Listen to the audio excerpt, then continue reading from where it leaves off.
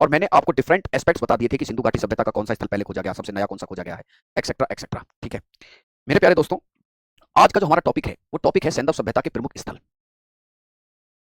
सैंधव सभ्यता के प्रमुख स्थल।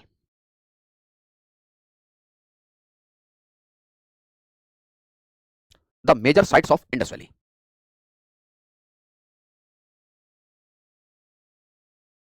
The major sites of Indus valley. Indus valley civilization. देखिए, कहानी की शुरुआत उस शहर से करेंगे जो शहर सबसे पहले खोजा गया। जो शहर सबसे पहले खोजा गया। मेरे प्यारे साथियों, मैं आपको एक चीज बता के चलूं, वैसे तो आप में से बहुत लोग इस बात को जानते हैं कि हम एक सीवियर बैक पेन से गुजर रहे हैं। आप में से बहुत सारे लोग इस बात को जानते हो कि जी वास्तव में बहुत सीवियर बैक पेन है। और देखो, मैं तुम्हें दिखाऊं, हालांकि मुझे दिखाना नहीं चाहिए, ये मेरा जो न्यूरोलॉजिस्ट का पर्चा था, ये मैंने 5 तारीख को उनको दिखाया था। उन्होंने सीधा लिखा था कि to avoid the exertion stand by the rest for the 5 days, but मैंने किया नहीं एक्चुअल में ये क्लास के रिगार्डिंग, है ना। बट आज आलम इतना खराब है कि मैं बस जैसे तैसे आपकी क्लास के लिए खड़ा हूँ। और मैं आज के बाद आपकी क्लास में हाजिर होऊंगा सोमवार को।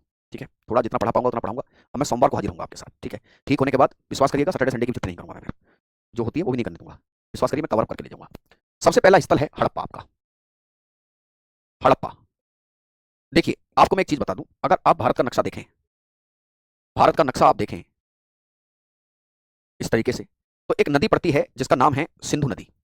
सिंधु नदी का ओरिजिन इस तरीके से है और यहां पर ये इंडस रिवर जाती है। और एक नदी है ये रावी। रावी जो किसमें मिलती है, चिनाब में जाके मिलती है इस तरीके से। तो रावी नदी के किनारे पर मौजूद है ये रहा हड़प्पा। सॉरी, यहां पे नहीं है, एक मिनट मैं इसको इरेज करूं। देखिए, एक नदी है जिसका नाम सिंधु है इस तरीके से। नदी दूसरी झेलम है, झेलम नदी चिनाब में जाकर मिलती है, चिनाब में आकर फिर रावी मिलती है, और ये सब मर्जर पॉइंट पाकिस्तान में है ना। और फिर इसी में आकर सतलुज मिल जाती है, सतलुज में आकर व्यास मिलती है, और ये सब नदी सिंधु नदी में मिल जाती है ना। तो इसको पहले आप लिख लो, ये अच्छी बात है। ये नदी जिसका नाम सिंधु है, सिंधु, जिसका नाम झेलम है, फिर चिनाब नदी है, फिर रावी नदी है, फिर व्यास नदी है, और फिर सतलुज है। सतलुज ये रिवर है। और जो आपकी रावी नदी है, रावी नदी के किनारे हड़प्पा पड़ता है। पाकिस्तान का मोंटगोमरी जिला यहां पर लोकेटेड है हड़प्पा। ये हड़प्पा है जी। कौन सी जगह है? हड़प्पा पाकिस्तान के मोंटगोमरी जिले में है। पाकिस्तान के पंजाब प्रांत का, पंजाब प्रांत का मोंटगोमरी जिला है। पंजाब पाकिस्तान में भी तो है? पाकिस्तानी पंजाबी बोलते हैं, और इंडिया में आके तो खासकर बोलते हैं, ताकि वो खुद को इंडिया के जैसा दिखा सके। हैं? शेर की खाल पहनने से गिदड़ कभी शेर नहीं होता। ठीक है, कौन सा है? The Montgomery district, Montgomery of Punjab district of Punjab. देखिए, इसके खोज करता है राय बहादुर दयाराम साहनी। राय बहादुर दयाराम साहनी।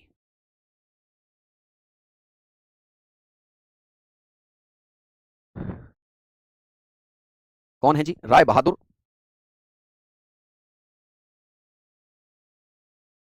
दयाराम साहनी। दयाराम साहनी। और ये जितना भी एक्सकवेशन करा रहे थे, इन्होंने ये सारा एक्सकवेशन जॉन मार्शल की लीडरशिप में कराया।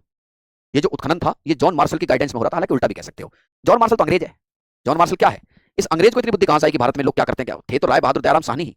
लेकिन ये अंग्रेजी इतिहासकारों की एक विडंबना यही है कि भारत के लोगों को कमतर करके दिखाया जाए। ठीक है, जॉन मार्शल के नेतृत्व में, जॉन मार्शल के नेतृत्व में, in the guidance of John Marshall, guidance of John Marshall, जब यह शहर खोजा गया, जब यह शहर खोजा गया, ये जॉन मार्शल ही थे जिन्होंने 1926 में इस बात की घोषणा की थी कि एक नई सभ्यता मिल चुकी है। ठीक है, यहां से क्या पता चला? यहां से क्या पता चला? पता चलता है कि शहर 2 भागों में बटा हुआ था। यह शहर 2 भागों में बटा है, जिन्हें हम टीले भी कहते हैं। दो भागों में बटा है। This city is divided into two mounts.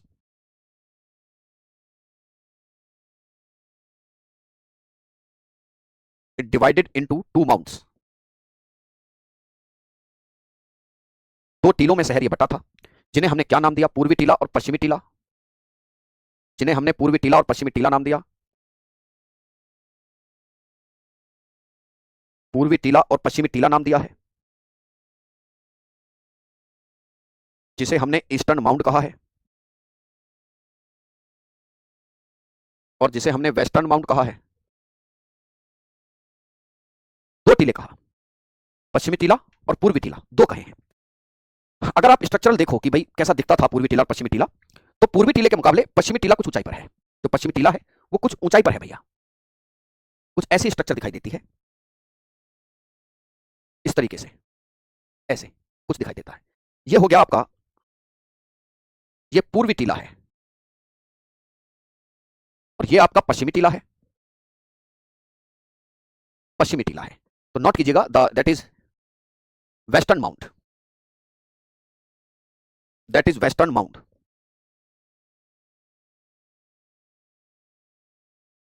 ये आपका ईस्टर्न माउंट है। देखो, नोट कीजिए, जो पश्चिमी टीला है उसके चारों तरफ दुर्ग बना है। पश्चिमी टीला के चारों तरफ दुर्ग है। क्या है? सिटेडल कहते हैं जिसे। क्या कहा गया है? चारों तरफ सिटेडल है, कि चारों तरफ दुर्गीकरण किया गया है।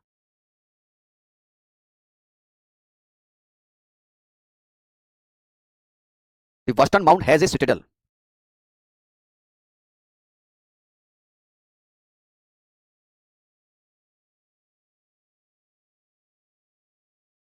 क्या है जी? एक सिटेडल है, दुर्गीकरण किया गया है। और स्ट्रक्चर देखने से पता चलता है, जो पूर्वी टीला है, मतलब सिटेडल का सीधा सीधा अर्थ है, आप फ्यूचर में इस चीज को देखेंगे कि संभवतः यहां पर आम जनता नहीं रहती थी। यह किस बात का साइन हुआ? कि probably it is not for the common peoples. संभवतः यहां पर आम जनता नहीं रहती है। संभवतः यहां पर आम जनता नहीं रहती है। Probably it is not for the common peoples.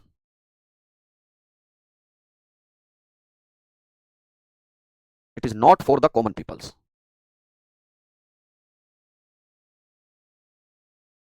ये सभी लोगों के लिए नहीं था। अब यहां से एक सवाल निकल कर आता है, फिर कौन थे यहां पर जो रहते थे? अभी आप पिछली वाली क्लास में सर कह रहे थे कि शायद राजा नहीं है, और राजा नहीं है तो फिर कौन रहता है? किसके लिए दुर्ग बनाया गया है? क्या चोर चक्कों का खतरा था? क्या डाकुओं का खतरा था? क्या कोई आक्रमणकारी इस सभ्यता पर हमला करते थे? इसके लिए मैं ये कहूंगा कि वेट, अभी पता चलेगा। जो पश्चिमी टीला है, इसके पास ही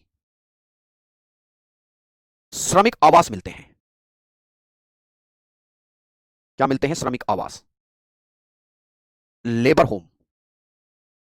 आटा पीसने की कुछ चक्कियां जैसी स्ट्रक्चर मिलती है, ठीक है, ओखली बोलते हैं जिसे। इसके पास ही ये जो टीला था, इसके पास ही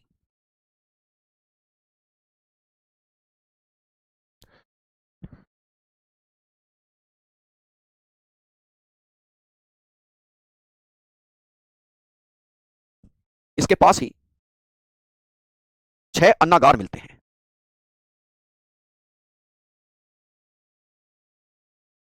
6 ग्रेनरीज।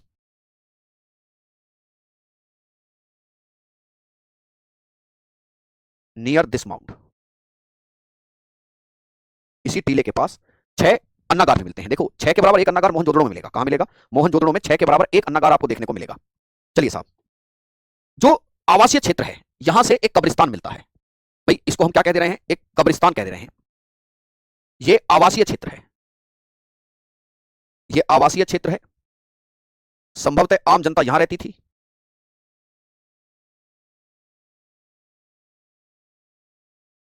मेरी बात को ध्यान से समझो, और जो बता रहा हूं वो बड़ी इंपॉर्टेंट चीजें हैं। कई बार आपको लगेगा ऐसा कैसे पता चलता है, वो सब चीजें तो देखो, ध्यान रखिए कि वो सारी चीजें तो इतिहास में रिसर्च का विषय होती हैं, लेकिन फिर भी आप कुछ चीजों को समझो।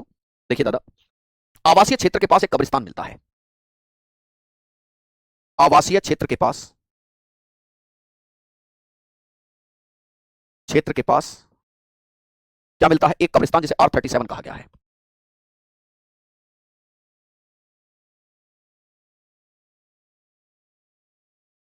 जिसे R37 कहा गया है, जिसे R37 कहा गया है। यहां पर जो कब्रें मिली हैं, ये याद रखिएगा, यहां से जो कब्रें मिलती हैं, उन कब्रों से एक बड़ी रोचक जानकारी सामने आती है कि यहां के लोगों को गठिया बाय थी, गठिया बाय के शिकार थे, आर्थराइटिस। एक रोचक जानकारी सामने आती है कि यहां के लोगों को गठिया बाय थी। यहां के लोगों को, यहां से पता चलता है कि यहां के लोग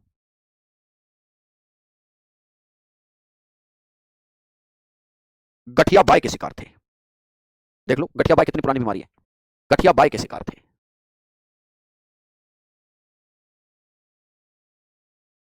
ऑर्थराइटिस, ऑर्थराइटिस थी यहां के लोगों को। ठीक है, देखिए और अन्य चीजें यहां से क्या मिलती हैं, अन्य चीजें देखिए, और क्या अन्य वस्तुएं यहां से मिलती हैं। प्यारे दोस्त, एक चीज को समझ लो, मैं जो बताना चाह रहा हूं, हालांकि मुझे ये सबूत आपको नहीं दिखाना चाहिए, क्योंकि मुझे लगा, मैंने आज यूट्यूब पे भी ये बात कही थी कि भाई मुझे ये सब सबूत आपको दिखाने पड़ेंगे, तो फिर इसका अर्थ ये है कि आपके और हमारे बीच में जो डोर बंदी है रिश्ते की, वो बहुत छोटी है। Doctor suggest me to take the complete rest of minimum 5 days। ठीक है, बट मैं इतना लंबा तो रेस्ट नहीं लूंगा, ठीक है, इतना लंबा रेस्ट मैं नहीं लूंगा, और लेकिन मैं 3 दिन के रेस्ट पे जरूर जाऊंगा। मैं खड़ा हूँ, बस असहनीय पीड़ा के साथ, है ना, असहनीय पीड़ा के साथ। तो थोड़ा सा आप 1-2 दिन एडजस्ट कर लीजिएगा। मैंने फिर आपको बताया है कि समस्या एक्चुअल में आपको होगी नहीं। क्यों नहीं होगी? क्योंकि मैं शनिवार इतवार भी क्लास पढ़ाना शुरू कर दूंगा। फिर मैं अपने मन में जो प्रण कर लिया हूँ वो कर लिया है कि समय से आपको एकदम क्वालिटी वाला कंटेंट देकर आपको रिवीजन के लिए पूरा समय दिया जाए। इसके लिए मैं वो हूँ, क्या बोलते हैं उसे, सेल्फ डेडिकेटेड। ठीक है, अन्य वस्तुएं क्या मिलती हैं? यहां से तांबे की इक्का गाड़ी मिलती है।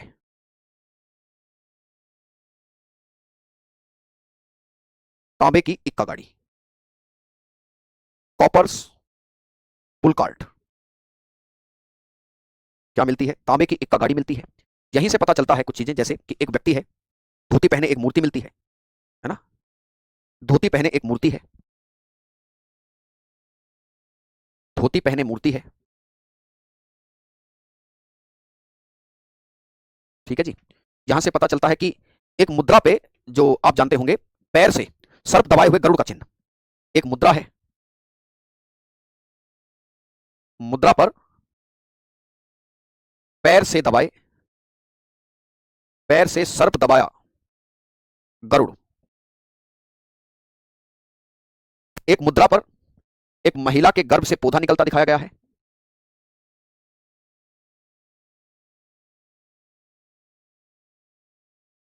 ए प्लांट फ्रॉम द वोम्ब। इससे यह पता चलता है कि ये धरती को उर्वरता की देवी मानते थे। क्या मानते थे? धरती को उर्वरता की देवी मानते हैं। धरती उर्वरता की देवी है, धरती उर्वरता की देवी है भैया, है ना। और आज भी तुम देखो, एक सवाल कई बार याद रखना, एक सवाल कई बार पूछा जाता है कि ये बताइए कि भारत की जो संस्कृति है वो सिंधु घाटी सभ्यता की हमेशा ऋणी रहेगी। मतलब भारत की संस्कृति ने सिंधु घाटी की सभ्यता से बहुत कुछ सीखा है। देखो आप, आज भी हम धरती को, माता को क्या मानते हैं? उर्वरता की देवी मानते हैं। द गॉडेस ऑफ फर्टिलिटी माना जाता है। क्या मानते हैं? The goddess of fertility. आज भी यही मानते हैं कि नहीं मानते भैया? गेहूं, जौ, बाजरा, मटर और तिल के साक्ष्य मिलते हैं। सर्वाधिक अभिलेख युक्त मोहरें मिलती हैं।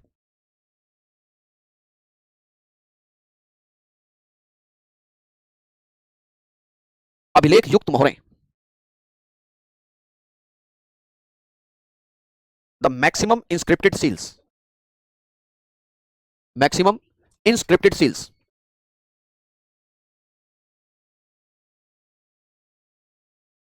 ठीक है, क्या मिलती है? मैक्सिमम इंस्क्रिप्टेड सील्स जो हैं वो यहीं से देखने को मिलती हैं जी। अच्छा, एक पॉइंट और याद रखिएगा, यहां से अभिलेख मोहरों पर अभिलेख वाली मोहर यहां से है, नोट करो, लेकिन सर्वाधिक मोहरें मोहनजोदड़ो से मिलती हैं। संख्या सबसे ज्यादा वहां पर है। सर्वाधिक मोहरें, सर्वाधिक मोहरें मोहनजोदड़ो से हैं।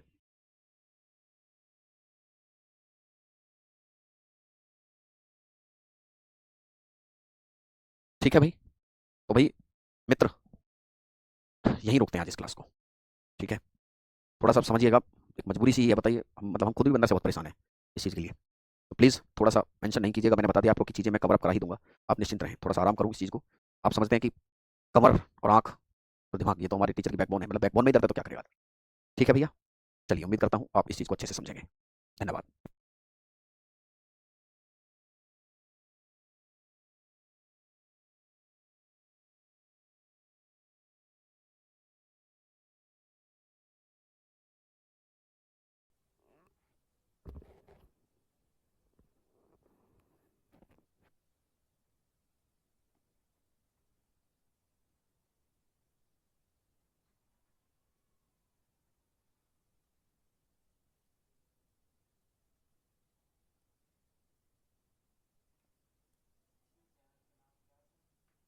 ये एप्लीकेशन पे है। नमस्कार भैया जी, कैसे हैं आप सभी लोग? उम्मीद स्वस्थ, जबरदस्त और बेहतर। कोई दिक्कत नहीं, कोई परेशानी नहीं। क्या कह रहे हो गुरुजी? आज मोहनजोदड़ो के बारे में पढ़ाओ, जो होगा देखा जाएगा। बात भी तुम्हारी सही है। हड़प्पा तो तुमने पढ़ लिया था। आज कहानी मोहनजोदड़ो की। एक ऐसा शहर जिसे भूतों का टीला कहा गया। मोहनजोदड़ो एक ऐसा शहर जिसे कहा गया कि भैया ये तो भूतों का टीला है। आज कहानी मोहनजोदड़ो की। एक फिल्म भी आई थी, जानते हैं? कितने लोगों ने वो फिल्म देखी थी?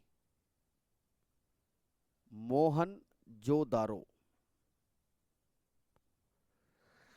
दादा, एक नदी है, नदी का नाम है सिंधु, द इंडस रिवर।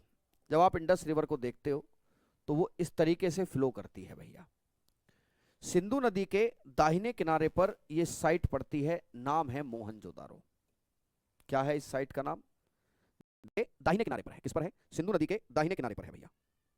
ठीक है, देखिए इसका अर्थ क्या होता है। इसका अर्थ है प्रेतों का टीला। सबसे पहले देखिए इसके खोजकर्ता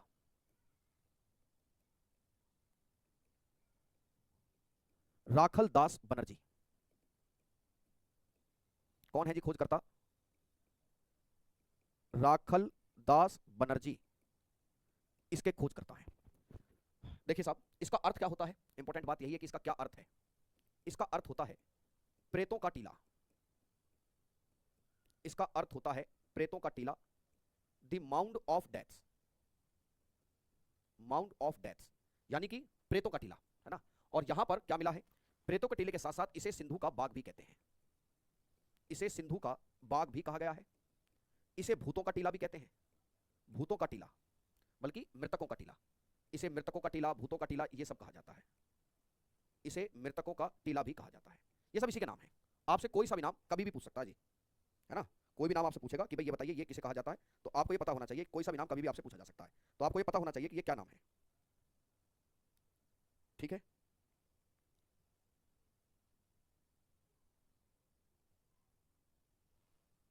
चलिए, ये जो शहर है, ये शहर भी दो भागों में बटा था। ये शहर भी कितने भागों में बटा है? दो भागों में। दिस शहर is also divided in two parts. आपने हड़प्पा देखा था जी। आपने क्या देखा था? दर्द तो भी ऐसा ही है। आपने हड़प्पा को देखा था, जैसे आपने हड़प्पा देखा वैसे ही इसकी भी कहानी है। ये शहर भी दो भागों में बटा हुआ है, जिसे पूर्वी टीला और पश्चिमी टीले की संज्ञा दी जाती है कि एक पूर्वी टीला है और एक है पश्चिमी टीला। वॉइस कम है, ज्यादा कम है? थोड़ी आवाज बढ़ाइए। अच्छा, एक मिनट बढ़वाते हैं, बढ़वाते हैं भैया।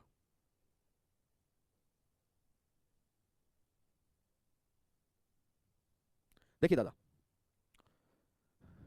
एक मिनट आवाज बढ़वा देता हूँ। आप सबके कमेंट आ रहे हैं। वैसे आवाज ठीक है यार, मैं कई बार चेक कर चुका, पता नहीं कैसे लोग कह देते हैं, है ना। कई बार हम चेक कर चुके, आवाज ठीक है। ठीक है। ये शहर भी दो भागों में बटा है, जिसे पूर्वी टीला कहते हैं, पूर्वी टीला, और दूसरे को कहते हैं पश्चिमी टीला, एज यूजुअल।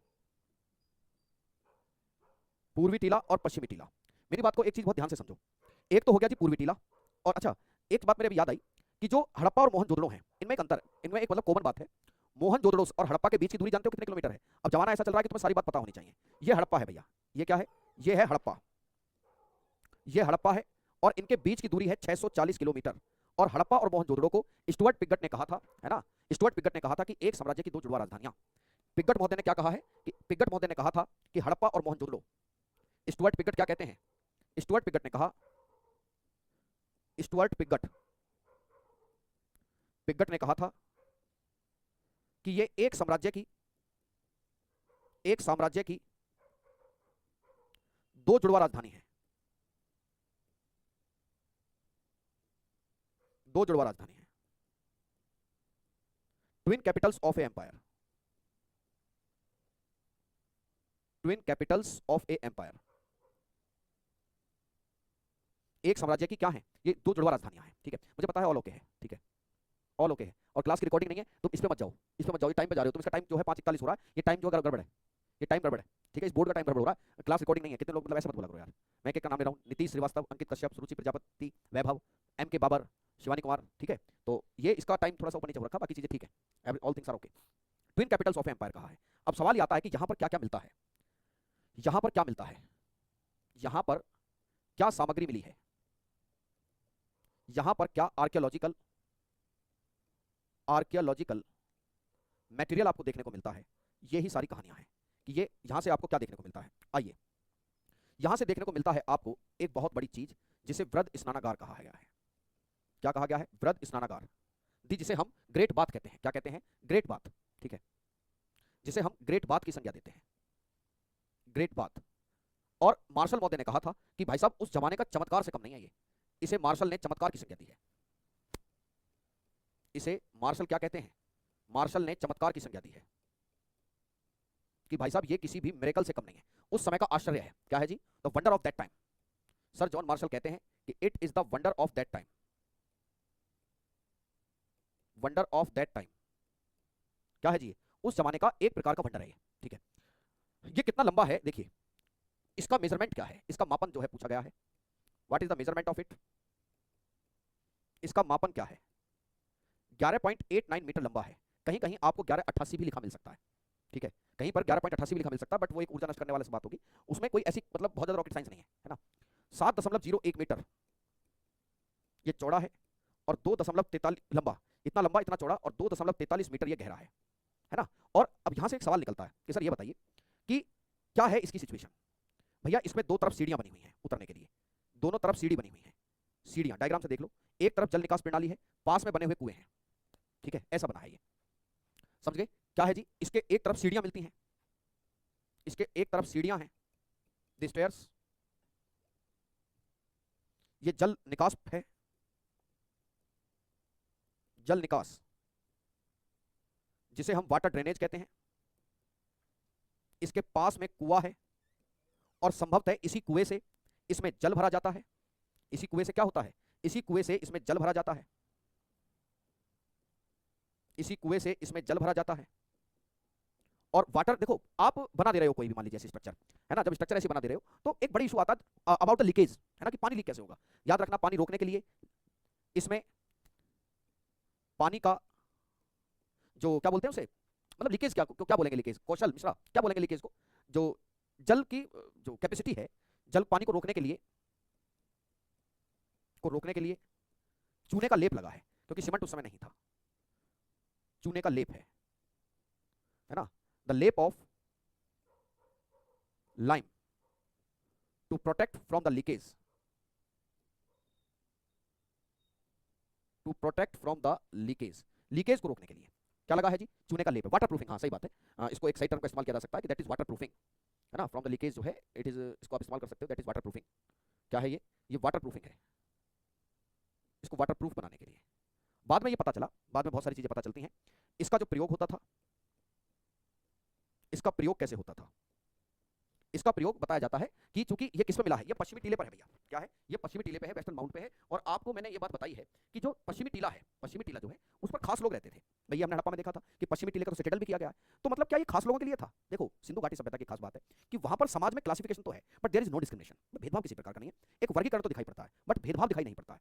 तो माना यह गया कि हो सकता है कि इसका विशेष उत्सव पर, है ना, चूने का प्रयोग सीमेंट में होता है, सीमेंट का प्रयोग चूने में होता है, राकेश पटेल बताइए,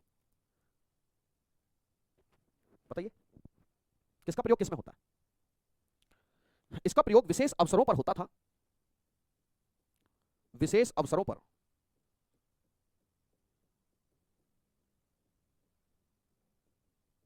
स्नान के लिए, it used for the royal bath, या जिसे हम होली बाथ भी कहते हैं, at special occasions,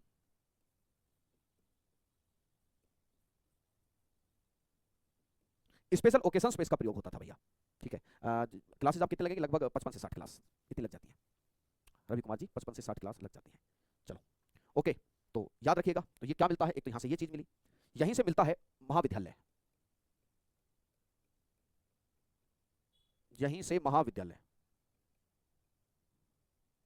the sign of college है,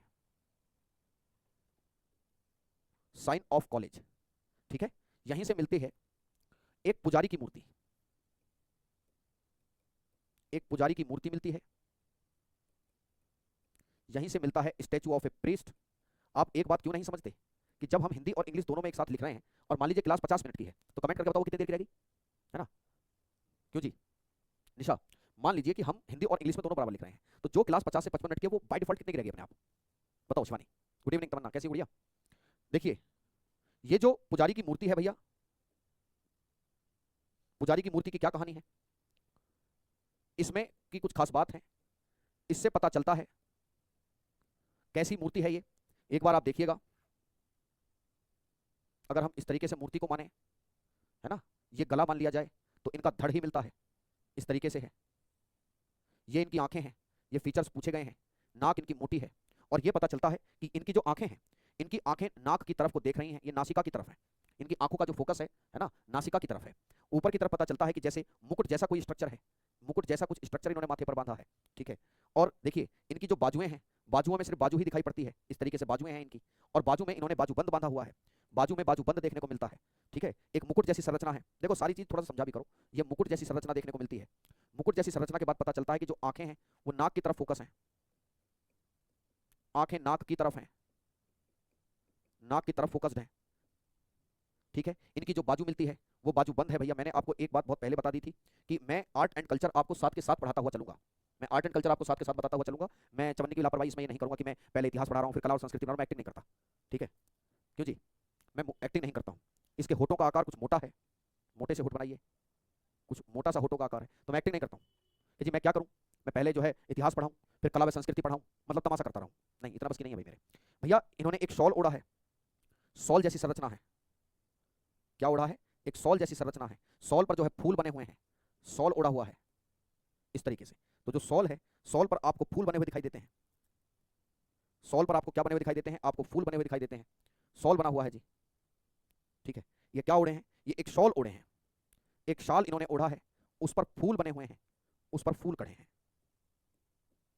ठीक है, तो ये है पुजारी की मूर्ति। क्या मिलती है? पुजारी की मूर्ति है जी। ठीक है, तो ये ऐसी स्ट्रक्चर यहां देखने को मिलती है। यहां पर एक statue of a dancing girl मिलता है, कांसे की नर्तकी की मूर्ति मिलती है, कांसे की नर्तकी की मूर्ति, statue of a dancing girl मिलता है, statue of a dancing girl. लेकिन लोगों को लगता होगा कि पता नहीं कितनी बड़ी प्रतिमा होगी, 4 से 6 इंच की है। ठीक है, एसएससी का पूछा हुआ सवाल है ये चूंकि भारत के पास है तो पाकिस्तान ये कहता है कि इसे हमें वापस दे दीजिए। क्योंकि मोहनजोदड़ो कहाँ है? सिंध के लरकाना प्रांत में है? मोहनजोदड़ो कहाँ लोकेटेड है? मोहनजोदारो सिंध के लरकाना प्रांत में है।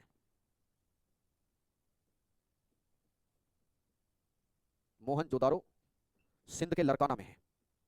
कहाँ पड़ता है? सिंध के लरकाना में,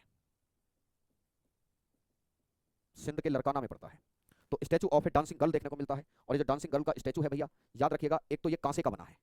किसका बना है? कांसे का बना है ना? पाकिस्तान इसको भारत से मांगता है कि ये हमारी धरोहर है, हमें दे दीजिए। अरे भैया तू भी हमारी धरोहर है। अगर बात धरोहर की आ रही है तो धरोहर तू भी हमारी है ना? ठीक है, पाकिस्तान इसको मांगता है, इसको मांगता है। और ये कैसा है? ये मूर्ति ऐसी है, ऐसे रख के ऐसे खड़ी है स्टाइल से। कैसे खड़ी है? स्टाइल से खड़ी हुई है ऐसे। इसके कोहनी तक क्या है? इसकी कोहनी तक है ये त्रिभंग मुद्रा में है। अब त्रिभंग मुद्रा मुझे इंग्लिश में नहीं पता, ऐसे डांस करने की स्टाइल को त्रिभंग मुद्रा कहते हैं। कुछ ऐसे खड़ी है ठोंगे पे हाथ रख के, ये त्रिभंग मुद्रा में है। यह त्रिभंग मुद्रा में है, त्रिभंग मुद्रा।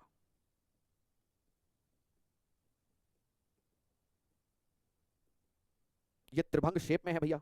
कैसे? ऐसे, है ना? मेरी तबीयत भी ऐसी है तो ठीक है, कुछ पहले से ठीक है ना? बाजू में चूड़ी पहनी हुई है, बाजू में कोहनी तक चूड़ी है, कोहनी तक चूड़ी पहने हैं ये। ठीक है, तो ये सब है श्रृंगार का सामान है इस पर। क्या है जी? श्रृंगार का सामान है।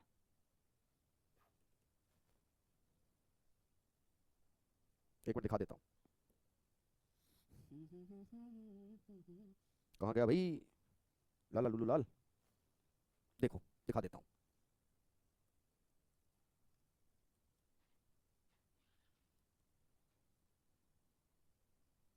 देखो, देख लो कैसे खड़ी है त्रिभंग मुद्रा में। ये रही त्रिभंग मुद्रा की मूर्ति। खुल जाना, इज्जत है, इज्जत रख लियो बोर्ड भैया। देख लो, है ना, त्रिभंग मुद्रा है। ये कौन सी है? इस मुद्रा को त्रिभंग मुद्रा कहते हैं। कोहनी तक चूड़ियां हैं इसके, श्रृंगार का समान है, 4 से 10.5 सेंटीमीटर, है ना, 4 इंच लंबी है, 4.1 इंच लंबी, है ना। अब एक डायग्राम बना दो, क्या कमाल का आदमी है भैया। I am not M F Hussain bro, I am not Maqbool Fida Hussain. कैसे बना दो इसकी, बताओ, ये तो तुम सोचो तो सही। ऐसे बनी है, ठीक है। चलो, ये समझ गए, ये त्रिभंग मुद्रा। देख लो, अच्छा इसके पैर नहीं है, पैर टूटे हुए हैं, पैर टूटे हुए हैं, कांसे की बनी हुई है। सारे ही इस पर जो है सब श्रृंगार का सामान है, बाजूबंद भी है। चूड़ियां जो है इसके कहां तक हैं, चूड़ी देखो इसके कहां तक है, यहां तक इसके चूड़ियां हैं, श्रृंगार का इसके सामान है ना। तो इस चीज को याद रखिएगा। तो कोहनी तक चूड़ियां, बल्कि ऐसे लिखो, कोहनी से, कोहनी तक क्या, ये क्या हो गई, ये क्या हो गए, कंधे तक इसकी चूड़ियां हैं। चूड़ी हैं जो कंधे तक जाती हैं, जो कंधे तक जाती हैं, है ना। मधुचिष्ट विधि से बनी है। मधुचिष्ट विधि अगर मैं यहां बता दूंगा तो आगे टेक्नोलॉजी वाले में नहीं बताऊंगा, है ना। खड़ी कैसे है फिर, चाचा मूर्ति है ये, कैसी बात कर रहे हो, ये मूर्ति है ना। हो सकता है किसी खुदाई में जिसके पास हो वो टूट टाट गई हो, गड्ढे गुड़िया के बाजू नहीं टूट जाती, टूट गई है उस चक्कर में, ठीक है। देखो भैया, देखिए यहां से क्या पता चलता, मधुचिष्ट विधि से, मधुचिष्ट विधि से बनी है, formed by the lost wax method. किससे बनी है? लोस्ट वैक्स मेथड से। लोस्ट वैक्स मेथड से कैसे बनती हैं चीजें, जानना चाहोगे?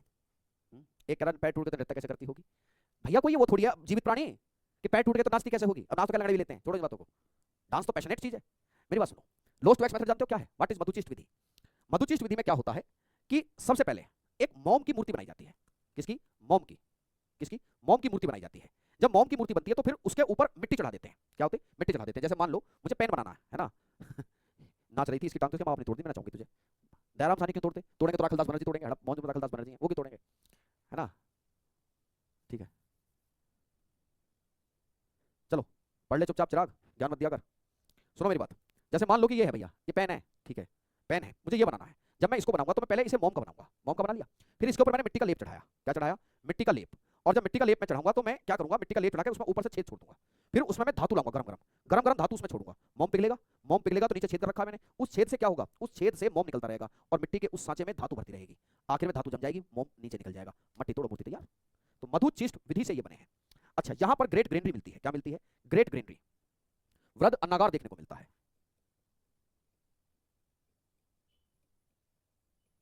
ग्रेट ग्रेनरी देखने को मिलती है, देखने को मिलता है वृद्ध अन्नागार। क्या देखने को मिलता है? वृद्ध अन्नागार। देखिए, ये जो ग्रेट ग्रेनरी है इसकी जो कैपेसिटी है is equal to the 6 granary of Harappa, is equals to the 6 granary of Harappa. ये हड़प्पा के 6 अन्नागारों के बराबर है।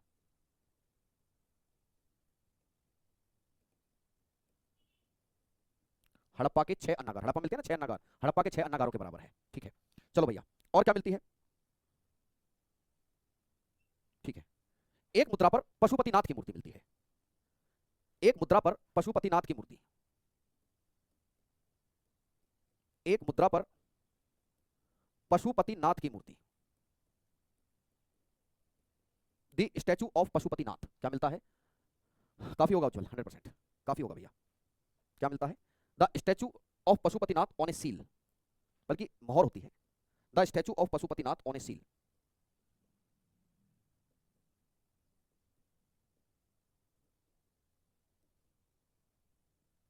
On A seal.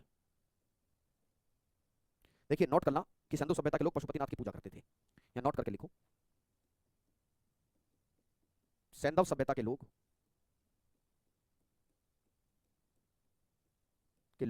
पशुपतिनाथ की पूजा करते थे, के लोग पशुपतिनाथ की पूजा करते थे। पशुपतिनाथ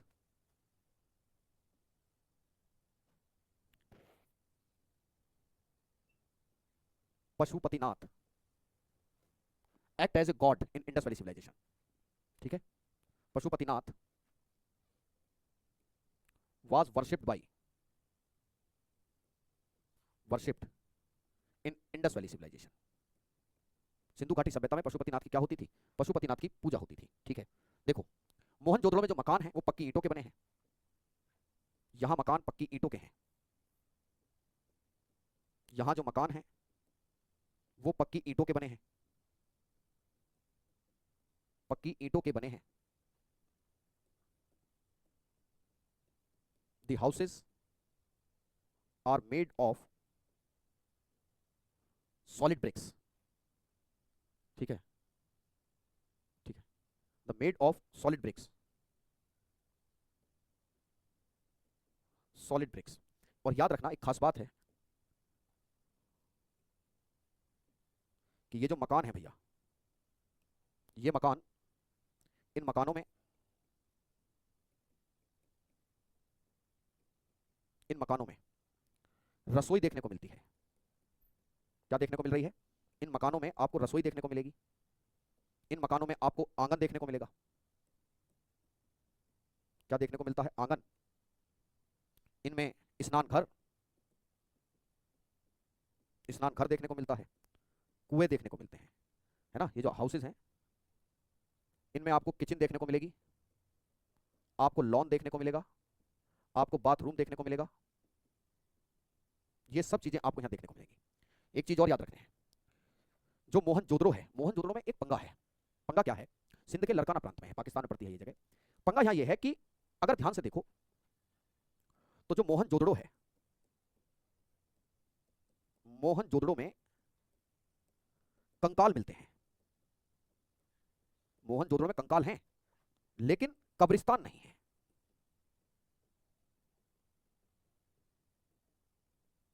लेकिन कब्रिस्तान नहीं है।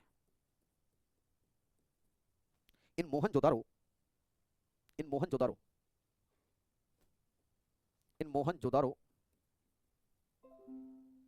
इन Mohenjodaro, the skeleton has found, the skeleton without symmetry, बिना कब्रिस्तान के कंकाल मिलते हैं। अब एक बात बताओ, अगर बिना कब्रिस्तान के कंकाल मिलेगा तो तुम क्या सोचोगे? नेचुरल डेथ मारे लड़ झगड़ के, अब इधर उधर डेड बॉडी देखने को मिले हैं, तो क्या अंदाजा लगाया जाएगा? ये अंदाजा लगेगा ना कि भाई कोई ना कोई पंगा हुआ था। तो इसको ट्रेजिक साइड भी कहा गया है। कुछ लोगों ने कहा कि ये एक प्रकार से आप ऐसे समझो कि it is a tragic side. इसे ट्रेजिक साइड की संज्ञा, दुर्घटना स्थल, इसे ट्रेजिक साइड भी कहा गया है। इसे दुर्घटना स्थल भी कहा गया है। It is also known as the tragic site. Tragic site कहा गया है कि यह एक ऐसा स्थल है जहां पर कोई ना कोई पंगा तो हुआ था, मंदिर नहीं थी, है ना? आगे देखिए, इस शहर को ध्यान से देखने पे पता चलता है यह शहर 7 बार बसा और उजड़ा। 7 बार बसा और उजड़ा, है ना? दिस साइट, है ना, has the 7 layer of the soil. This site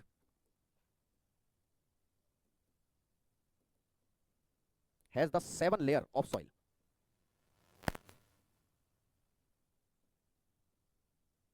मिट्टी की 7 परतें हैं। जो क्या बताता है? जो ये बताता है कि सिंधु घाटी सभ्यता के लोग बड़े परेशान हुए थे, है ना? क्या हुए हैं? जिससे ये पता चलता है कि इस शहर को 7 बार बसाने की कोशिश की गई, और कोई चीज बसाई तब जाती है जब वो चीज बार बार नष्ट हो रही हो। The sign for the struggle, the sign of the struggle, यही क्या है? Sign of the struggle.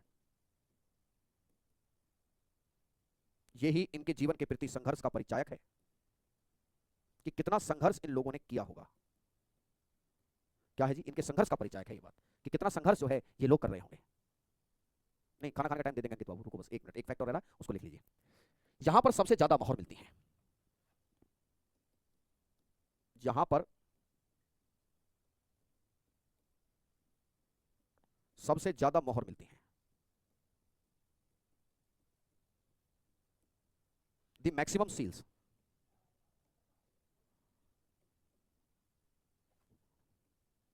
Has found.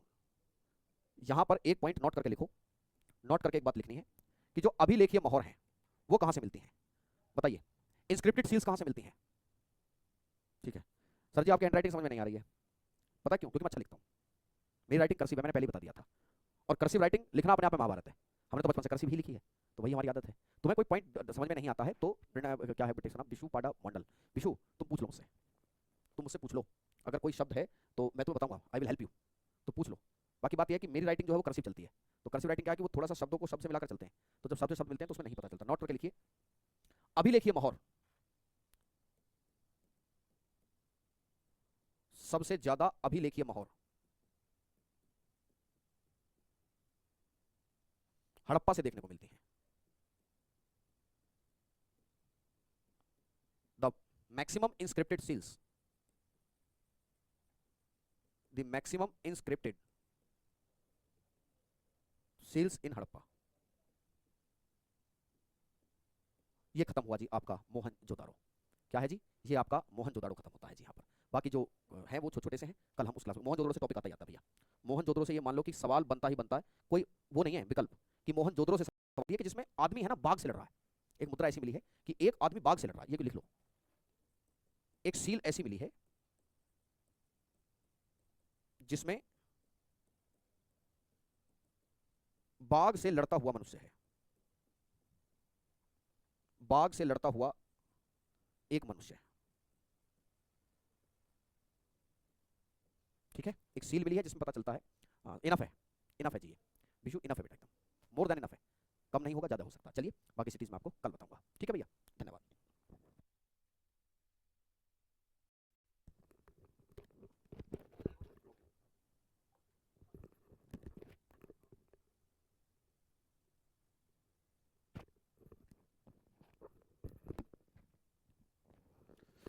नमस्कार जी, जय हिंद। चलो हाय हेलो बोलो मुझे सभी लोग, ताकि मैं क्लास शुरू कर सकूं। अगर तुमने मुझे हाय हेलो नहीं बोली तो माई माइंड गोम धूम ताना नाना, ठीक है, मेरा दिमाग धूम ताना नाना हो जाएगा। Good evening, good evening, good evening, good evening to all of you. स्वागत है आप सभी लोगों का, हार्दिक अभिनंदन करता हूं मैं सभी लोगों का, ठीक है। मेरे मित्रों, मेरे प्यारे साथियों, मेरे भाइयों, मेरे बहनों, मैं आज जिस जगह की बात करने जा रहा हूं उस जगह का नाम है Chanhudaro. Chanhudaro, that is Chanhudaro, Chanhudaro. It is located in Pakistan. एक नदी है, यह भी पाकिस्तान में है। It is also located in Pakistan at the left bank of Indus river. यह भी पाकिस्तान में है,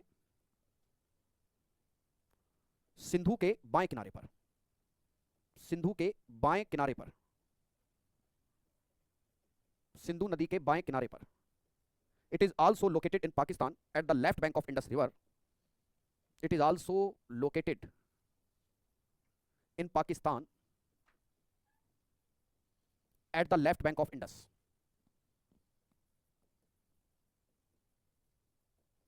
eight the left bank of Indus. ऐसा हुआ था, इसको खोजा किसने था? एक थे नन्नी गोपाल मजूमदार, लेकिन पता वो खोज रहे थे, उनका मर्डर कर दिया गया। इसके खोजकर्ता तो नन्नी गोपाल मजूमदार थे, इसके खोजकर्ता नन्नी गोपाल मजूमदार थे, नन्नी गोपाल मजूमदार थे। It is discovered by the mister Nanni Gopal Majumdar, Nanni Gopal Majumdar. लेकिन इसका जो उत्खनन करवाया, इसका जो एजुकेशन कराया है, बाय मिस्टर अर्नेस्ट मैके, मिस्टर अर्नेस्ट मैके के द्वारा, अर्नेस्ट मैके।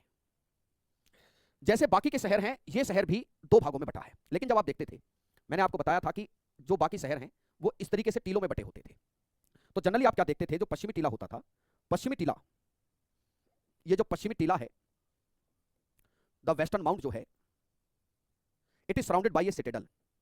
यहां पे सिटेडल मिलता था generally, generally it is surrounded by a citadel. ये होता था कि नहीं होता था, बताओ? बिल्कुल सर, ऐसा होता था। Generally this western mount is surrounded by a citadel, but Chanhudaro has no citadel, the city without citadel. Chanhudaro क्या है? Chanhudaro is a city without citadel. Chanhudaro एक ऐसा शहर है जिसपे किसी प्रकार का सिटेडल देखने को नहीं मिलता है, ठीक है। चनहुदड़ो, इस शहर पर कोई दुर्गीकरण नहीं है, इस शहर पर कोई दुर्गीकरण नहीं है, कोई दुर्गीकरण नहीं है। It is the city without citadel, the city without citadel. किसी भी प्रकार का दुर्गीकरण यहां देखने को नहीं मिलता, द सिटी विदाउट सिटेडल। यहां पर किसी प्रकार का आपको सिटेडल देखने को नहीं मिलता है। जबकि सिटेडल वाली बात वो कहां पर लागू हो रही है? लगभग हर शहर पे लागू होगी, हर शहर पे लागू होती है, but it has no citadel, ठीक है। आगे देखिए यहां से क्या मिलता है,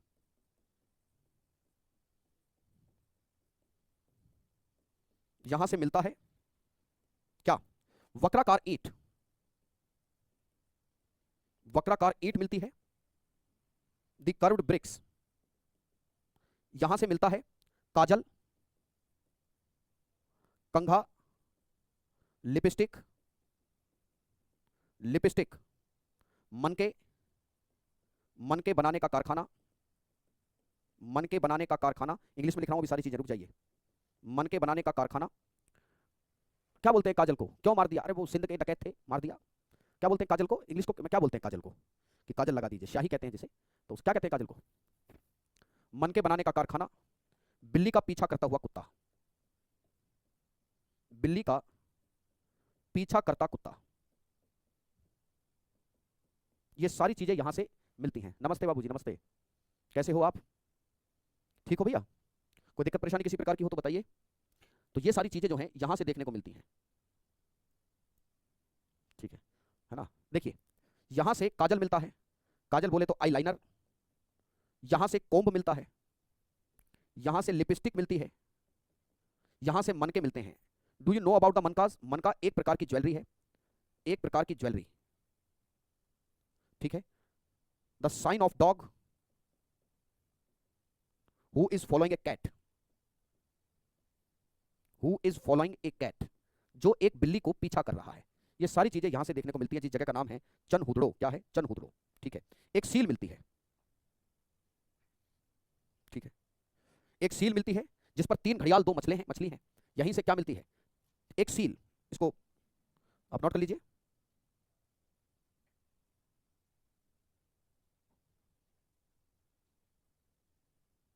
ठीक है, इसको नोट कर लीजिए, कोई दिक्कत। यहां से एक सील भी मिलती है। उस सील की खास बात क्या है, उस सील की खास बात यह है कि उस सील से एक सील मिलती है, यहां से एक सील भी मिलती है, यहां से एक मुद्रा, चूंकि मुद्रा नहीं थी तो यहां पर सील लिखेंगे हम, एक सील मिलती है जिस पर 2 घड़ियाल हैं, जिस पर 2 घड़ियाल है, दैट इज एलिगेटर, जिस पर 2 घड़ियाल हैं और मछली है, मछली के चिन्ह मिलते हैं, फिश। तो ये है आपका शहर जिसका नाम चनहुदड़ो है। क्या नाम है, जिसका नाम चनहुदड़ो है, ठीक है। जो मकान मिलते हैं, यहां के मकान पक्की ईंटों से मिले हैं, यहां के मकान पक्की ईंटों से मिलते हैं, पक्की ईंटों से बने हैं। The houses are made of solid bricks, made of solid bricks. एक पॉइंट यहां पर नोट करिए, ये जो मकान यहां मिलते हैं, इन मकानों के जो, मैंने कहा ना कि इस सभ्यता में बहुत टेंशन में हूं, रोनी रोबिन, क्या टेंशन है, मेरी आंखों में क्रिकेट बॉल लगने के कारण आंखों से ब्लर दिख रहा है। सीएचएसएल मेडिकल पास हो जाएंगे, क्या चश्मा लगा के भी दिखता है रोबिन, चश्मा लगा के ब्लर दिखाई देता भैया, ऑफिस वर्क होता है वैसे तो कोई इतना वो नहीं है, लेकिन चश्मा लगा के भी दिख रहा है तो कोई दिक्कत नहीं है। यहां पर जो स्नान घर और जो शौचालय बने हैं, स्नान घर और शौचालय, शौचालय पक्की ईंटों के बने हैं, शौचालय पक्की ईंटों के बने हैं, किसके बने हैं, पक्की ईंटों के बने हैं। The bathrooms are made of solid bricks, पक्की ईंटों के बने हैं भैया। पता चलता है कि यहाँ जो शहर थे, ये जो शहर हैं, ये शहर क्या है दादा, इन शहरों के जो इसमें नालियां थी, शहर में नालियां पक्की ईंटों से ढकी हैं। क्या है जी, पक्की ईंटों में नालियां पक्की ईंटों से ढकी हुई हैं। जो नालियां थी, नालियां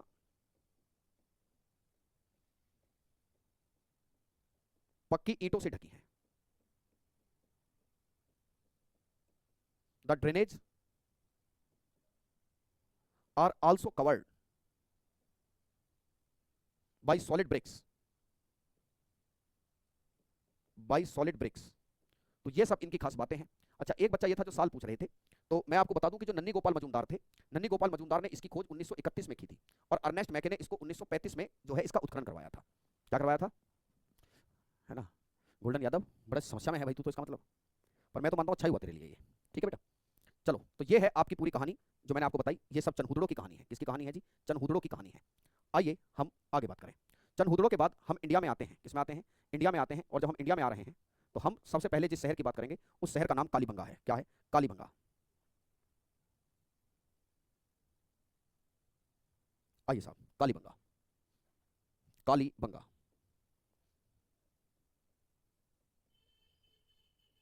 कालीबंगा ये कहां पड़ता है भैया? ये राजस्थान के पहले हनुमान नगर में था। यह राजस्थान के गंगानगर जिले में है। राजस्थान के गंगानगर में। वर्तमान में यह हनुमानगढ़ में पड़ता है। वर्तमान में यह हनुमानगढ़ में पड़ता है। वर्तमान में हनुमानगढ़। वर्तमान में कहां पड़ता है? हनुमानगढ़ में। It is located in Ganganagar. Located in Ganganagar but presently in Hanumangarh.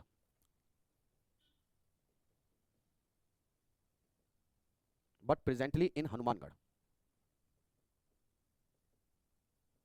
Presently in Hanumangarh. What is the meaning of Kalibangan? Kalibangan शब्द का अर्थ होता है, कालीबंगा का अर्थ क्या होता है? The black bangles. इसका अर्थ होता है द ब्लैक बेंगल्स, अर्थात काले रंग की चूड़ियां। अर्थात काले रंग की चूड़ियां।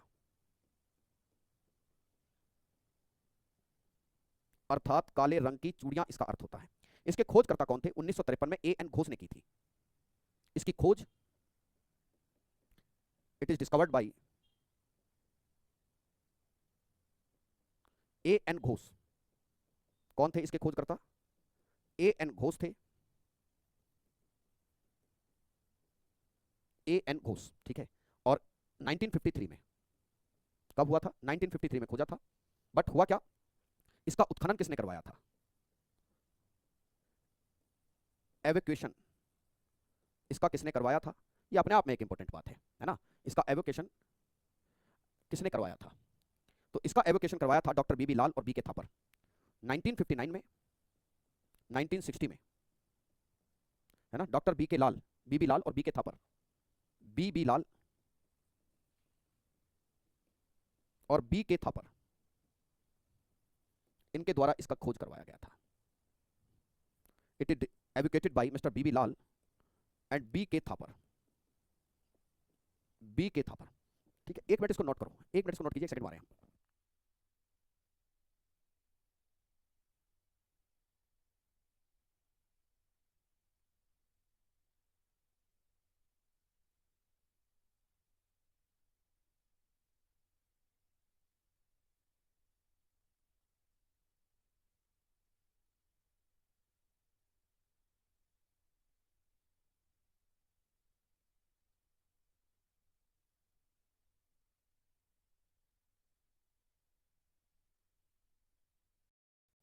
अब क्या होता है जी? क्या खास बात है यहां की? यहां से क्या मिला? यहां से क्या मिलता है?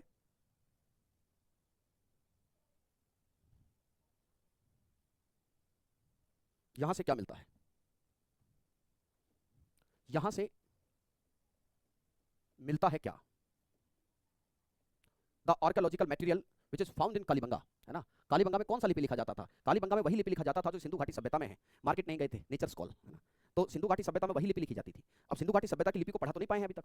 इंडस वैली की सिविलाइजेशन की जो लिपि है उसे पढ़ थोड़ी पाए हैं, बिल्कुल नहीं पढ़ पाए। वो तो मधुचिस, वो गोमूत्र विधि है। यहां से क्या मिला? यहां से मिलता है दादा,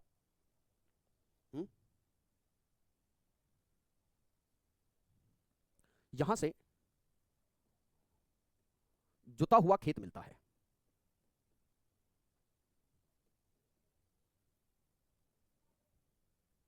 जुता हुआ खेत, एक साथ दो फसल बोए जाने के साक्ष्य, दो फसल बोए जाने के साक्ष्य, the two crops simultaneously, two crops simultaneously, एक साथ दो फसल बोई जाती थी। और जो फसल बोए जाते हैं वो इस तरीके से होते थे कि मान लीजिए एक फसल इस तरीके से बोई जा रही है और दूसरी तरफ इस तरीके से बोई जा रही है।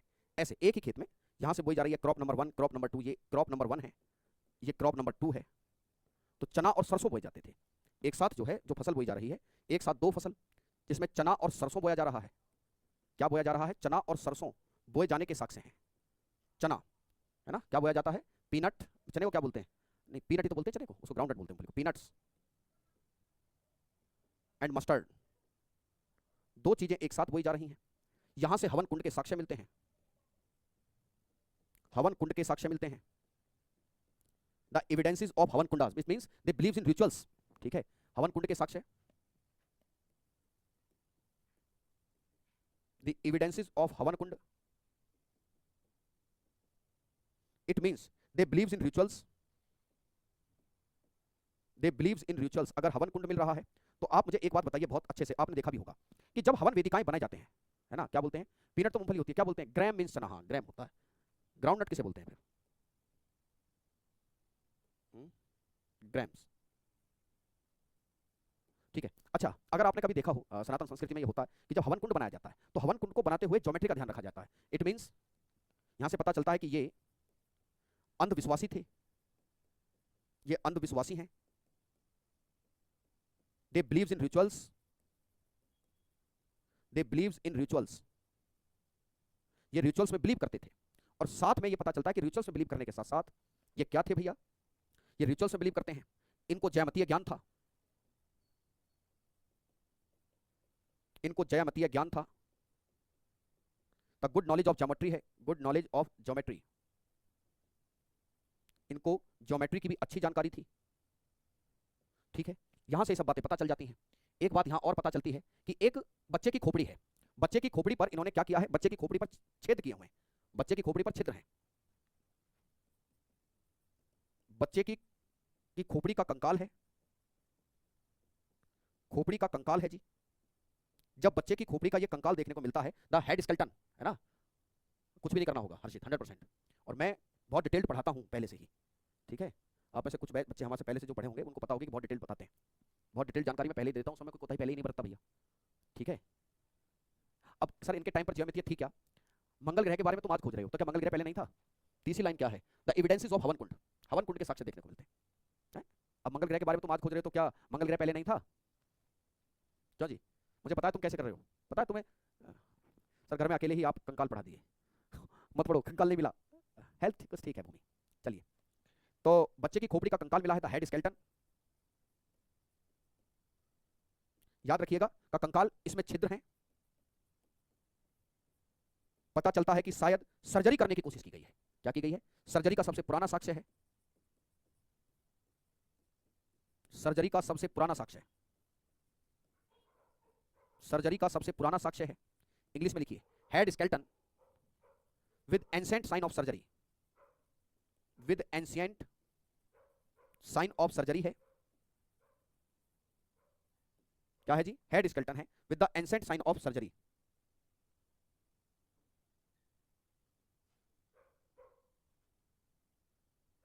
ठीक है, चलिए, यहां से और क्या मिलता है? यहां से पता चलता है कि फर्श के निर्माण में जो ईंटें हैं, ईंटों पर चित्रकारी की गई है। फर्श का जो निर्माण है, ठीक है, फर्श के निर्माण में ईंटों पर चित्रकारी की गई। फर्श के निर्माण हेतु अलंकृत ईंटों का प्रयोग किया गया है। फर्श के निर्माण में जो ईंटें हैं वो डिजाइन, मतलब डिजाइन की हुई ईंटें हैं। ऊंट की हड्डी के साइन है। क्या है जी? ऊंट की हड्डी के अवशेष,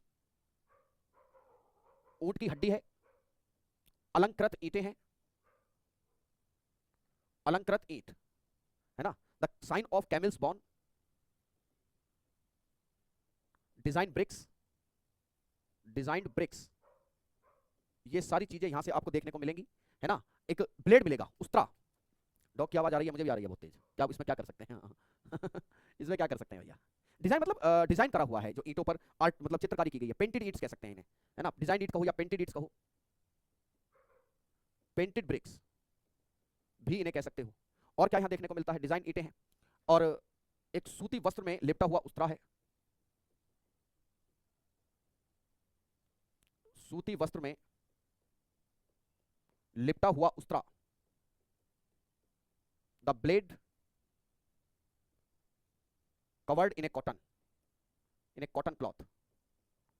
सूती वस्त्र में लिपटा हुआ एक उस्त्रा भी देखने को मिलता है। तो ये है मेन मेन बातें। अच्छा, एक एक चीज और लिख सकते हो, एक चीज और लिख सकते हो आप, कि यहां से अंडाकार ईंटें मिलती हैं। क्या मिलती हैं? अंडाकार कब्र, सॉरी, यहां से अंडाकार कब्र भी मिलती है, यहां से अंडाकार कब्र, कब्र मिलती है। ठीक है, आइए हम क्या देखते हैं, अगर मैं भारत का एक नक्शा ड्रॉ करूं आपके सामने। ये भारत है, भारत में हमने यहां पर इस साइट को देखा है, इस साइट का नाम है कालीबंगा, जिसके बारे में हम, अच्छा एक चीज और याद रखना, सबसे पुराने भूकंप के साक्ष्य मिलते हैं यहां से। द एंसेंट एविडेंस, क्या है जी? एंसेंट एविडेंस ऑफ अर्थक्वेक, सबसे पुराने भूकंप के साक्ष्य, लिख लो, याद आ गया हमारे, सबसे पुराने भूकंप के साक्ष्य, सबसे पुराने भूकंप के साक्ष्य, the ancient evidence of earthquake.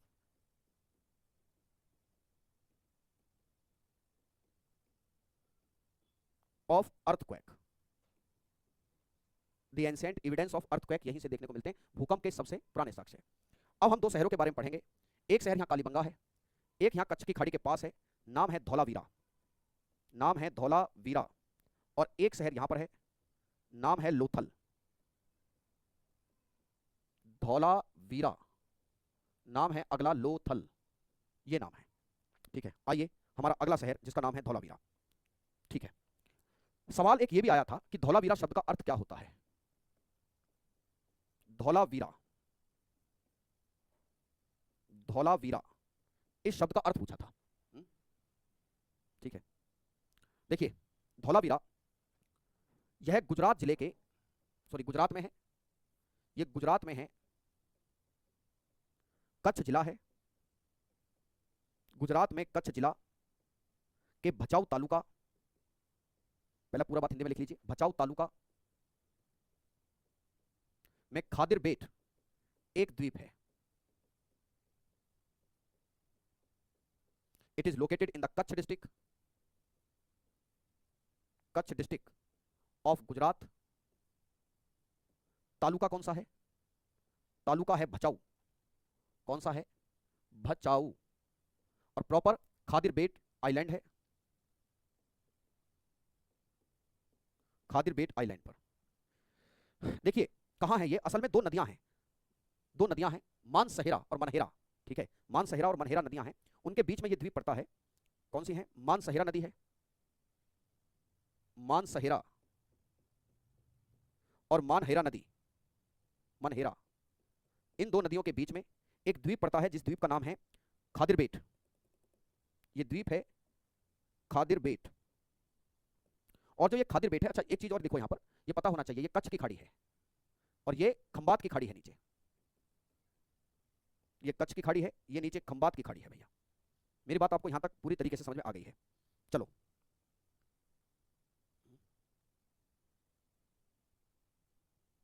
ठीक है, इसके खोजकर्ता, इसके जो खोजकर्ता हैं जेपी जोशी, इसके खोजकर्ता जेपी जोशी हैं। It is discovered bye mister JP Joshi, JP Joshi हैं, लेकिन इसका एवोकेशन, इसका उत्खनन आर एस बिस्ट ने करवाया था, आर एस बिस्ट ने करवाया था, आर एस बिस्ट 1990-91 में। धौलावीरा शब्द का अर्थ क्या होता है? इस शब्द का अर्थ होता है सफेद रंग का कुआं। इसका अर्थ क्या होता है? सफेद रंग का कुआं, द व्हाइट वॉल। क्या अर्थ होता है? व्हाइट वॉल, सफेद रंग का कुआं जो है, इसका अर्थ होता है। चलिए, इस नगर की क्या खास बात थी? इस नगर की बहुत खास बात थी। इस नगर की क्या खास बात है? बता तो दिया बेटा, सफेद रंग का कुआं इसका अर्थ होता है। इस नगर की क्या खास बात है? ध्यान से समझिए। इस नगर की खास बात थी कि अभी तक आपने देखा था कि बाकी जो नगर हैं, बाकी नगर अभी तक दो भागों में बटे थे, यह नगर तीन भागों में बटा हुआ था। इसके फीचर्स लिखिए। यह नगर 3 भागों में बटा था। This city is divided into 3 parts. This city is divided into 3 parts. Is divided into 3 parts. This city is divided into 3 parts. ये जो शहर है, ये शहर 3 भागों में बटा हुआ है। और ये बात इसलिए भी खास हो जाती है क्योंकि अभी तक जितने भी नगर थे वो 2 भागों में बटे थे। तो इसका हो गया क्या, लोअर टाउन, अपर टाउन और मिडिल टाउन। ठीक है, बताइए, पेट में चूहे दौड़ रहे हैं, हमारे भी दौड़ रहे हैं, हैं? हमारे भी दौड़ते हैं इस समय चूहे। पेट में चूहे दौड़ रहे हैं, कमर में दर्द हो जा रहा है। ठीक है, स्प्राइट नहीं पी रहे हैं, स्प्राइट में पानी है।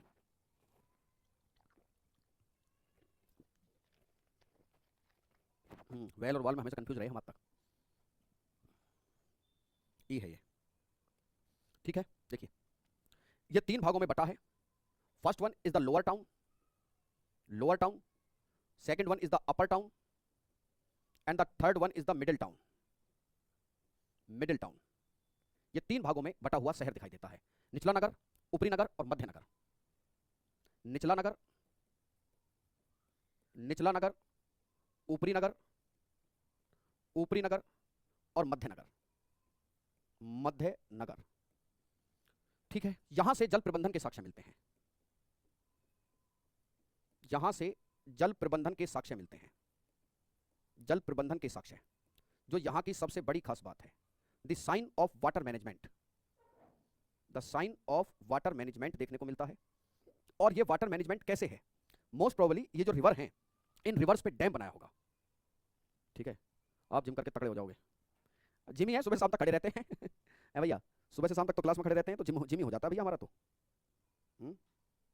सुबह से शाम तक खड़े ही रहते हैं, तो हम तो जिम ही करते रहते हैं पूरे दिन रात। ठीक है, सही बात है, चूहे खाए ही क्यों थे ये तो कुछ ऐसा हुआ। एवोकेशन, उत्खनन का मतलब होता है विराज, शहर को खोद के नीचे से निकलना। सुनो, हम अपनी बहन से बोले, हमारी बहन ने कुछ कहा, तो हमने कहा कि पैसा नहीं है पास, मेला लगे उदास। तो हमारी बहन क्या कहती है, तू मेले में जाई क्यों रहा है? ठीक है बेटा, थोड़ा सा रुक जाओ, अभी रुको। ठीक है, तो यहां से जल प्रबंधन के साक्ष्य मिलते हैं। संभवतः बांध बनाने के भी, संभवतः बांध बनाया गया था। देखिए, धौलावीरा की आबादी लगभग 30,000 थी।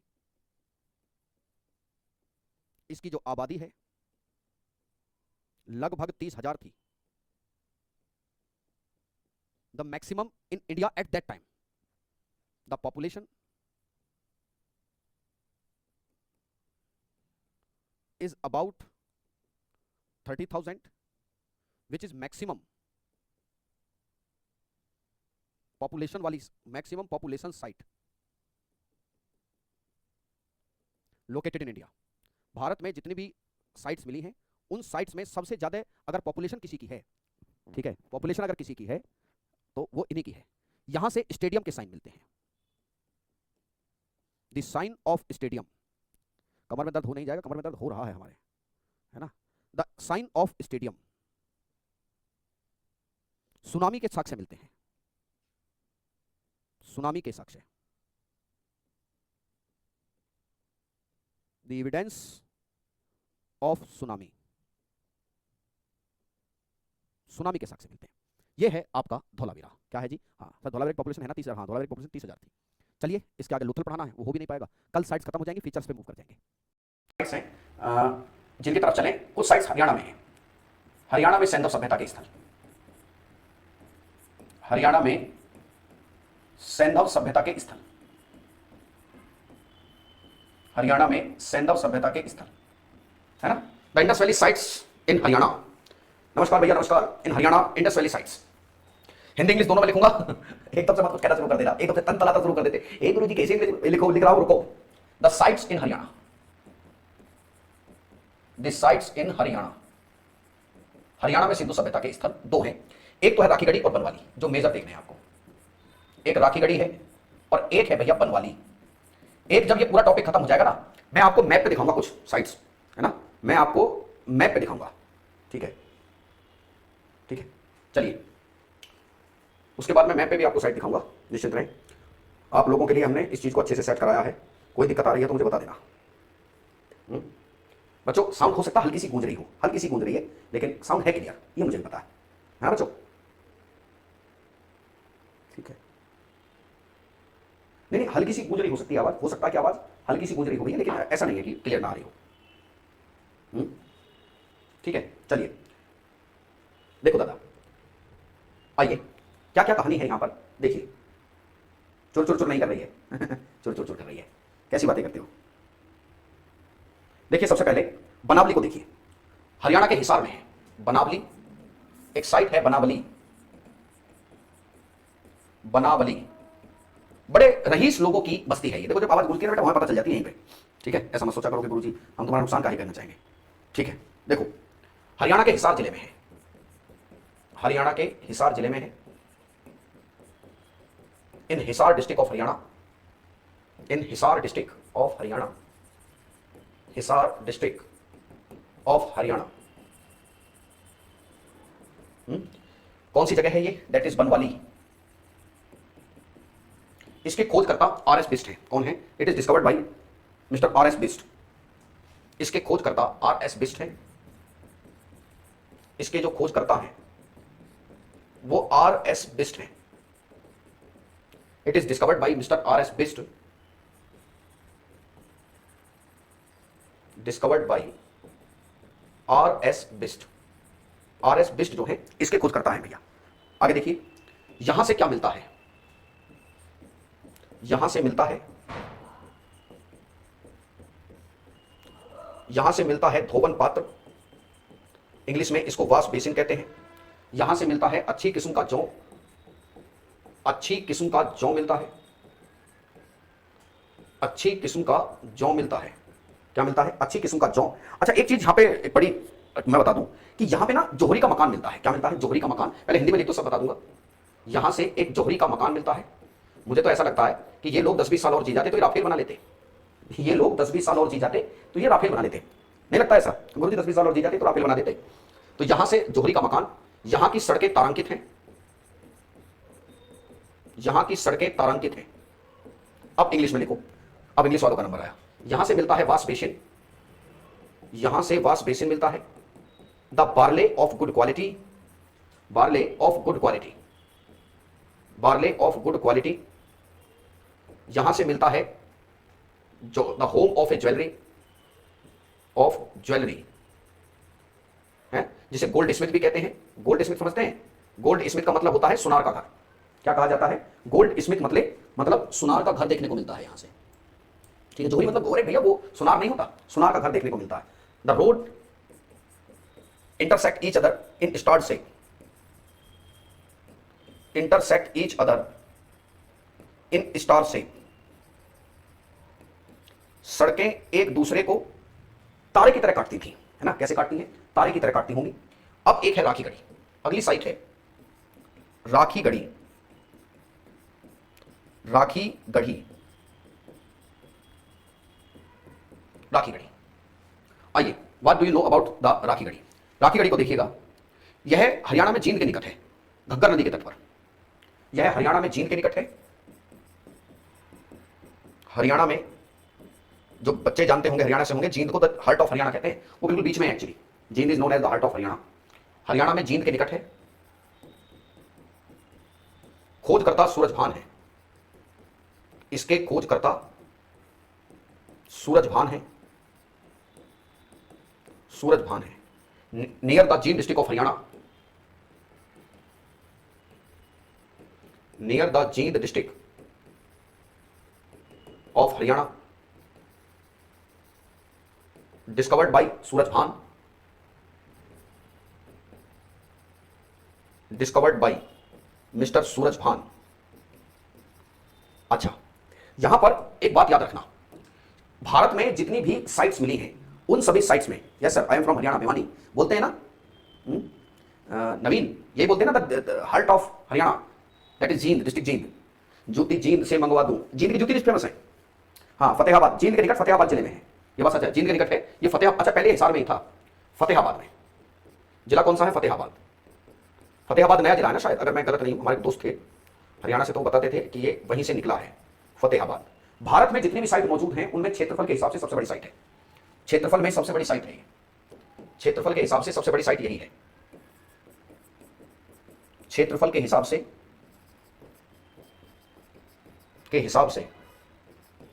सबसे बड़ी साइट यही है,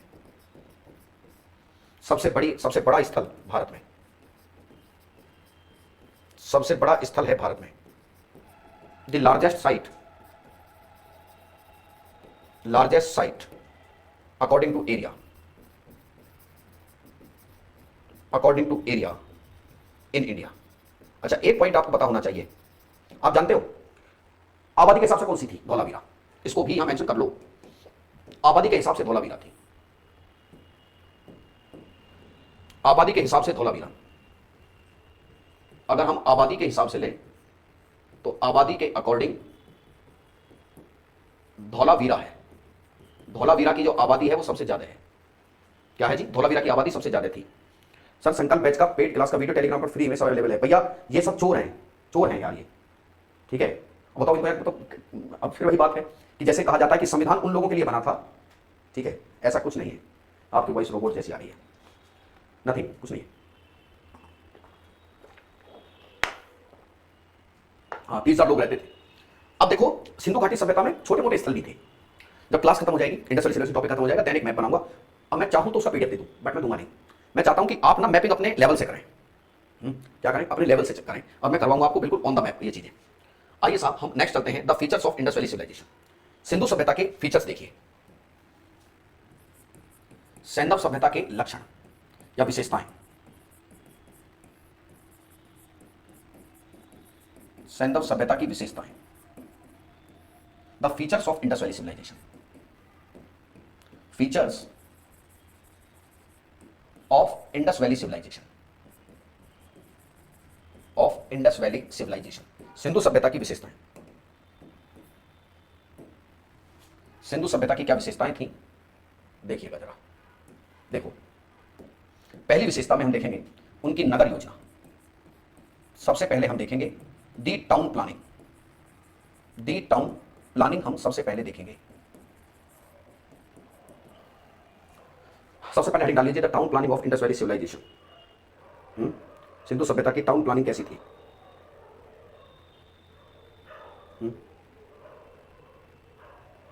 देखिए, सिंधु सभ्यता की पहचान क्या थी, है ना?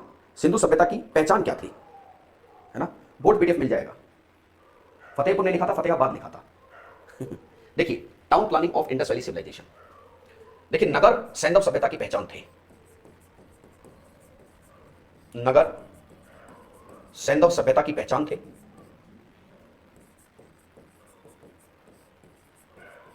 और देखिए, the cities are recognition of Indus valley. नगर जो थे वो सिंधु सभ्यता की पहचान थी भैया, सैंधव सभ्यता की पहचान है नगर। देखिए, सैंधव सभ्यता में जो सड़कें थी, सड़कें समकोण पर काटती हैं, सड़कें समकोण पर काटती हैं। बालम मेरा लाया फॉर्चूनर जी। गाने ऐसे आ गए हैं आजकल, बस पूछो मत ना। नीचे हमारे गाना बज रहा, शादियों का सीजन चल रहा है ना, तो बालम मेरा लायो फॉर्चूनर जी। बालम पे किस्त नहीं दे पा रहा भैया जी, अपलोड कराऊंगा जी, है ना? ठीक है, बालम मेरा लाया फॉर्चूनर जी, और फिर बालम किस्त नहीं भर पा रहा। समस्या ये आ रही है, खींच के ले गए फिर बालम के फॉर्चूनर जी। मम्मी का मॉडल बताए थे। मम्मी क्या होता है, मिस्र में पुराने जमाने में राजाओं को एक लेप लगा के रख देते थे। वो मानते थे कि ये राजा एक दिन उठ खड़े होंगे, है ना? नहीं, दहेज में मिली होगी, फिर बालम फॉर्चूनर की किस्त नहीं भर पा रहा, फिर बालम की जमीन बिकती फिर रही है, फिर बालम की जमीन बिकती फिर रही है।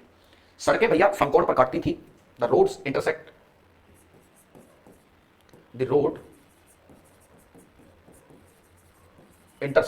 Eight right angle.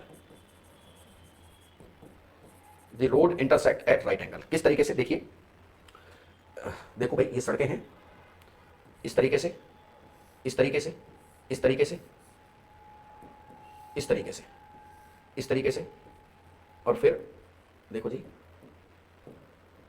इस तरीके से ये सड़क हो गई। इस तरीके से इंटरसेक्ट होती है सड़कें समकोण पर। और जहां पर ये सड़कें समकोण पर काट रही हैं, इसे ऑकफोर्ड सर्कस कहा गया है। जहां सड़कें काट रही थी, जहां सड़कें एक दूसरे को काट रही हैं, एक दूसरे को इंटरसेक्ट कर रही हैं, उसे ऑक्सफोर्ड सर्कस कहा गया है। क्या कहा गया है? Oxford circus. तो सड़कें एक दूसरे को समकोण पर काटती हैं और चौराहे को जहां काटती हैं उसे ऑक्सफोर्ड सर्कस कहा गया है। क्या कहते हैं? ऑक्सफोर्ड सर्कस कहते हैं।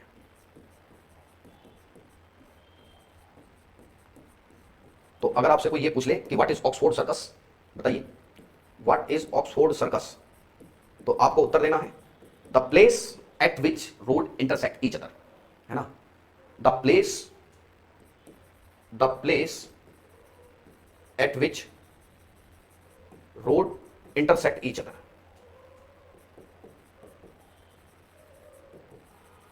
Intersect each other. मैं आप लोगों का एक ओपिनियन लेना चाहता हूं। मैं आपका कमेंट में देखूंगा, मेरा एक ओपिनियन लेना है। ठीक ठीक है भाई, मुझे एक बात बताइए, मैं कल सोच रहा हूं आपकी छुट्टी ना करूं, कोई दिक्कत होगी? मैं चाहता हूं कि कल मैं आपकी छुट्टी ना करूं, जैसे शनिवार है, भले मैं शाम को पढ़ा दूं, कोई दिक्कत तो नहीं है इसमें? मेरा मन है कि मैं छुट्टी ना करूं यार, पता है छुट्टी का कोई खास एक्चुअली फायदा ना तुम्हें है और मैं भी क्या ही करूंगा घर पे। ठीक है, बोर्ड पीडीएफ हाँ मुझे पता है मधु, वो मिली नहीं है बेटा, वो मेरी तरफ से नहीं मिले। ठीक है, हाँ ठीक है, नो प्रॉब्लम ना, कल क्लास लेते हैं, तो छुट्टी नहीं करते हैं कल क्लास की। ठीक है, तो कल शाम को मैं क्लास लूंगा इवनिंग में, या आफ्टरनून में ले सकता हूँ किसी भी समय। ठीक है, कल क्लास होगी, आपकी छुट्टी नहीं होगी। ठीक है, दूसरी बात, जो घर है, घरों के दरवाजे सड़क के अपोजिट खुलते हैं, सड़क के विपरीत खुलते हैं। द डोर्स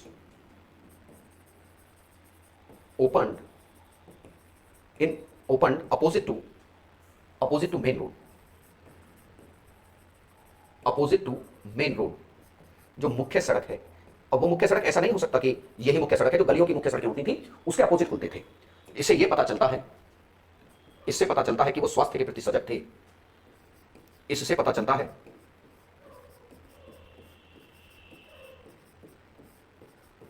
है कि वो स्वास्थ्य के प्रति सजग थे। मच्छर आ गया, बोर्ड मंदा पड़ जाता है। स्वास्थ्य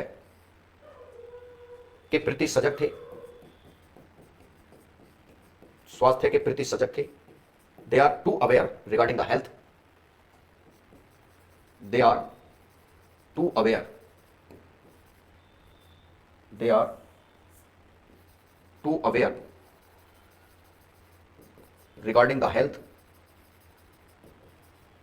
रिगार्डिंग द हेल्थ, वो हेल्थ के रिगार्डिंग बड़े अवेयर थे। हैं, पत्नियां कह देती होंगी सड़क के उल्टा लगवा ले दरवाजा, मैं रोज सुबह शाम झाड़ू ना मारूंगी। हैं, पहले घर की मम्मी हमारी क्या कहती थी, ले अभी झाड़ू लगाई, बाल करना भी गंदा कर दिया। तो घर की महिलाएं झाड़ू लगाने से वैसे भी कतराती हैं, तो उस जमाने में भी ये सब रहा होगा कि अरे ऐसा मत करती हूँ, मैं समय समय झाड़ू नहीं लगाऊंगी। ठीक है, अच्छा चलो एक मिनट के लिए मैं ये मान लूँ कि बैकग्राउंड से हल्की सी आवाज आ रही है क्योंकि नया स्टूडियो में लगाया है। इतनी तो नहीं आ रही होगी कि आपके समझ में नहीं आ रहा, ये मुझे भी पता है, क्योंकि यूट्यूब की क्लासेस बराबर हुई हैं, एप्लीकेशन की क्लासेस बराबर हुई हैं। ठीक है, ऐसा तो नहीं है कि आप मतलब अब संडे में जाऊंगा, वो लगता है ना उसको संडे में लगवाऊंगा कि मैं आपकी क्लासेस समझा करूंगा तो यार। ठीक है, हाँ क्लियर है, मुझे जानता हूं। चलिए, तो समझ गए आप और क्या होता था। अब देखो, जो नगर थे वो ग्रिड प्रणाली पर बसे हुए थे। नगर ग्रिड प्रणाली पर बसे थे, नगर जाल प्रणाली पर बसे थे। The cities are based on grid system. The cities are based on grid system, grid प्रणाली पर बसे हुए थे। किस पर बसे हुए थे? ग्रिड प्रणाली पर जो है वो नगर बसे हुए थे। अब बच्चों को नहीं समझ में आ रहा है ग्रिड प्रणाली क्या है। देखिए, इस तरीके से हो गई सड़क, तो यहां बस हो गया। अब एक सड़क जो है यहां आ गई, एक सड़क यहां आ गई, एक सड़क ऐसे हो गई, एक सड़क ऐसे हो गई, एक सड़क ऐसे हो गई। तो देखो जाल नुमा संरचना बन गई, नहीं बन गई? ऐसे ले जाओ इस तरीके से, कैसी संरचना हो गई? ये जाल नुमा संरचना हो गई है। देख पा रहे हो, ये जाल नुमा संरचना होगी कि नहीं हो गई? ये जाल नुमा संरचना हो गई, ये ग्रिड सिस्टम पे बसे हुए हैं। क्या बसे हैं? ग्रिड सिस्टम पे बसे हुए हैं। ठीक है, ठीक है, चलिए देखिए, सड़कों के किनारे नालियां मिलती हैं। सड़कों के किनारे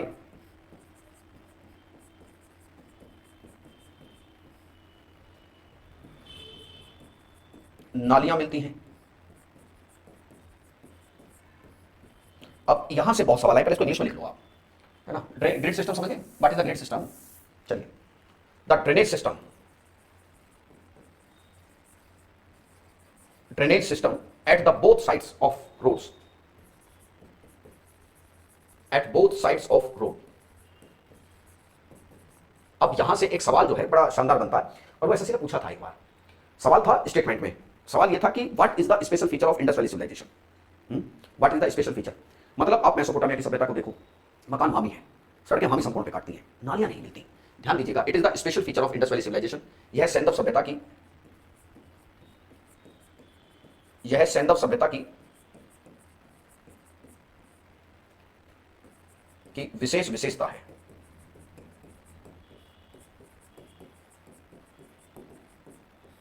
it is the special feature of Indus valley civilization. It is the special feature, it is the special feature of Indus valley civilization, of Indus valley. ये एक विशेष विशेषता है इस सभ्यता की जो अपने आप में यूनिक है। ठीक है,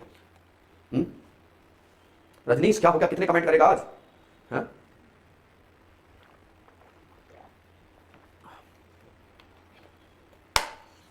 क्या हो गया, इतने कमेंट क्यों कर रहे हो। लिखिए अगली बात, नालियां पत्थरों से ढकी हैं, नालियां जो है पत्थरों से ढकी होती थी, नालियां पत्थरों से ढकी हैं। The drainage are covered, the drainage are covered by stones. ये पत्थरों से ढकी है। अच्छा, नाली कैसे बनती थी, डायग्राम के लिए समझाऊं। देखो, जैसे एक ये नाली हो गई, नाली के बीच में एक सिंक बनाया जाता था, एक होल बनाया जाता था, इस तरीके से नाली फिर आगे चली जाएगी इस तरीके से। ये एक नाली हो गई इस तरीके से, है ना। और नाली में जब पानी बहता था, नाली में जब पानी बहेगा इस तरीके से, तो नाली में पानी के साथ साथ कचरा भी बहता था, है ना। तो कचरा यहां पर बैठ जाएगा इस तरीके से, और पानी नीचे की तरफ इस तरीके से आएगा भैया, और ऐसे आकर पानी निकल जाएगा, और कचरा नीचे से बैठकर नाली आगे तक साफ रहेगी, है ना। तो देखो साइंस की कितनी बड़ी जानकारी है, साइंस की कितनी बड़ी जानकारी है। ठीक है, साइंस की इनको कितनी बड़ी जानकारी थी। तो यहां पर जो रोड है, ये रोड में एक सिंक बनाया, होल बनाया जाता था, सिंक बनाया जाता है to maintain the waste, to maintain the waste, to maintain the waste, कूड़े को इकट्ठा करने के लिए, कूड़ा को इकट्ठा करने के लिए, इकट्ठा करने को। और अगर आप इस सब चीज को देखोगे तो आप एक चीज समझ गए कि the technical development, the use of science, इनको विज्ञान का समझ थी, इनको विज्ञान की समझ थी, इनको विज्ञान की समझ थी। They also have the good knowledge of science,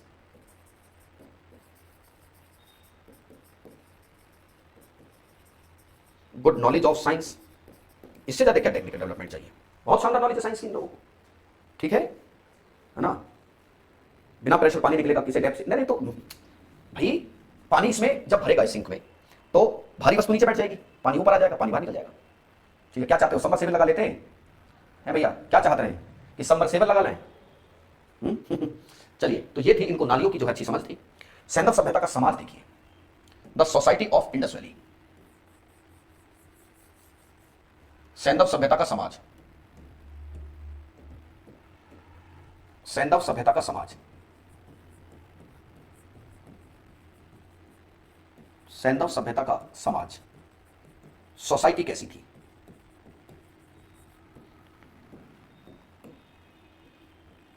देखिए, सैंधव समाज मात्र सत्तात्मक था,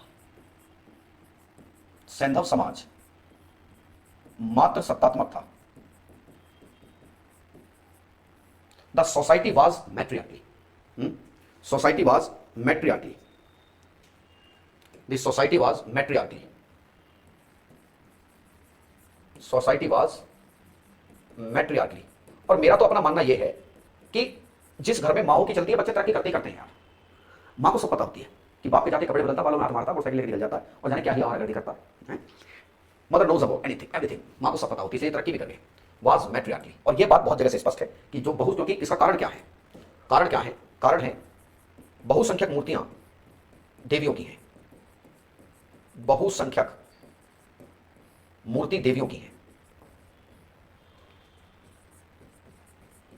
मूर्ति देवियों की है। The major statues and ideals are of goddess. The major ideals are of goddess. बहुसंख्यक मूर्तियां किसकी हैं? देवियों की हैं। तो पता चले कि ये तो मातृसत्तात्मक समाज था। पितृसत्तात्मक समाज झूठ बोलता है और मातृसत्तात्मक समाज सत्यता के बड़ा नजदीक होता है। होता है कि नहीं होता? चलिए आगे देखिए। समाज में वर्गीकरण था पर भेदभाव नहीं है। समाज में वर्गीकरण था पर भेदभाव नहीं है। समाज में वर्गीकरण था पर भेदभाव नहीं है। The society has classification. एक मिनट के लिए, एक मिनट का समय लीजिएगा, सुनो करो, एक minute.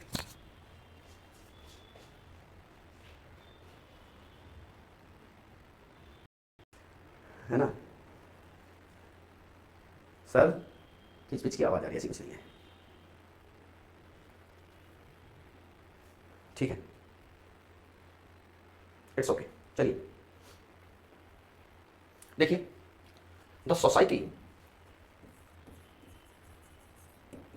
Has classification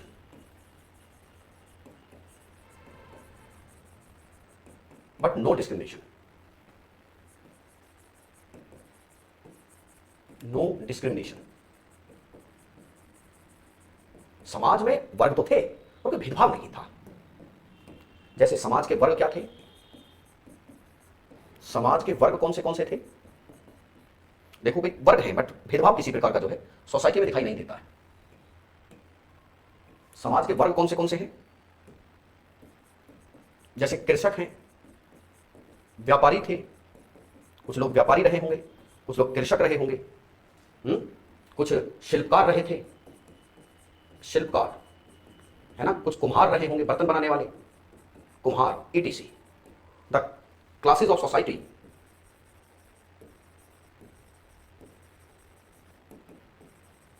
are like farmers, traders, sculptors are like the farmers.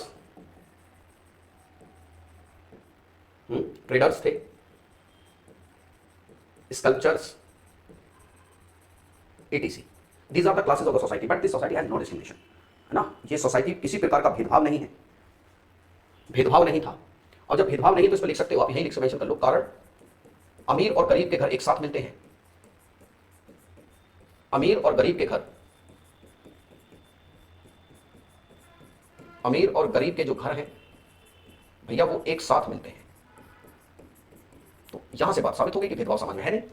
समाज में किसी प्रकार का भेदभाव नहीं है, ना तो सत्तात्मक समाज था। ये लोग शाकाहारी और मांसाहारी थे। ये लोग कैसे थे? ये लोग शाकाहारी और मांसाहारी दोनों प्रकार के हैं।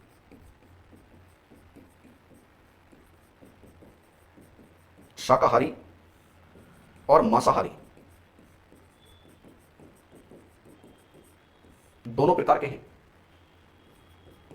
दोनों प्रकार के थे।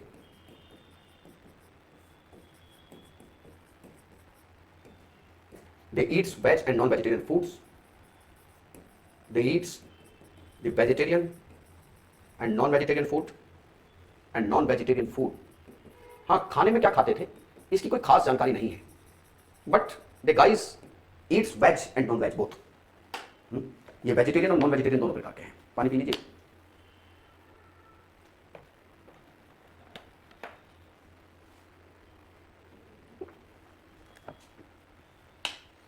दादा व्हाट इज योर एज? अब दादा कह रहे हो तो तुमसे तो ज्यादा ही बड़े होंगे।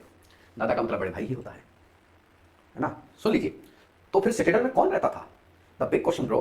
आइए, ये सूती वस्त्र पहनते थे, है ना? और एक चीज और याद रखिएगा, मनोरंजन के साधन क्या थे? मनोरंजन के साधन, पासे को क्या कहते हैं इंग्लिश में? डाइस। साधन थे पासे का खेल, पासे का खेल था। जानवरों को आपस में लड़ाते थे, जानवरों को आपस में लड़ाना, जानवरों को आपस में लड़ाना।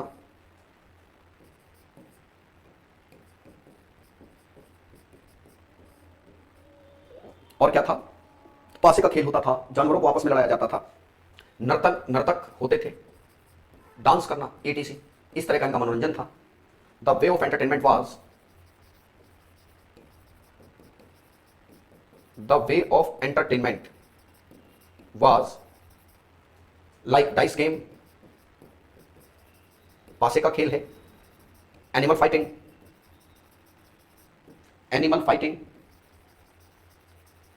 And dancing, animal fighting and dance. ठीक है बच्चों, इसके आगे बहुत सारी बातें हैं, जैसे सैंधव सभ्यता का धर्म क्या था, धर्म पे बात होगी, जब समाज पे बात हुई है तो किसकी पूजा करते थे, किसकी पूजा नहीं करते थे, ये मैं आपको अगली क्लास में बताऊंगा। अभी आपकी आई थिंक इंग्लिश क्लास का भी समय हो चला है।